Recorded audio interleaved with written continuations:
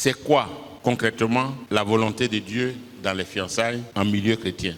La volonté de Dieu, d'abord, ce n'est pas la volonté de tes parents. Ce n'est pas la volonté de tes amis. Ce n'est même pas la volonté des pasteurs. La volonté de Dieu, ce n'est même pas toi-même ta propre volonté. Dis, mais pasteur, moi je prie et puis je ne vois pas les sœurs là. Oui, mais c'est parce que quand tu pries là, dans ta tête là, ça n'a qu'à être forcément Cécile. Ça n'a qu'à être forcément Louise. La volonté de Dieu, c'est la réponse de Dieu à une prière de foi, une prière sincère, une prière franche de quelqu'un qui aspire à entrer dans la vision de Dieu, dans le plan de Dieu pour sa propre vie.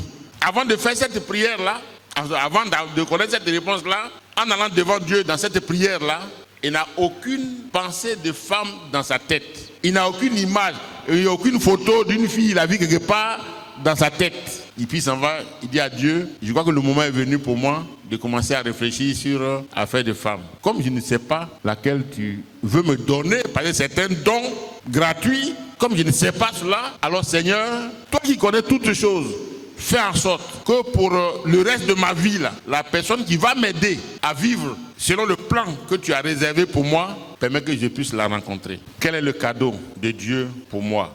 C'est ce qu'on a lu tout à l'heure, là.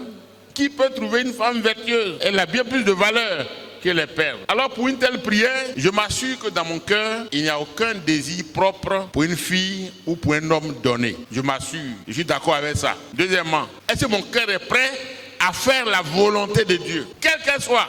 Alors, cette volonté-là, elle ne va pas tarder à se révéler.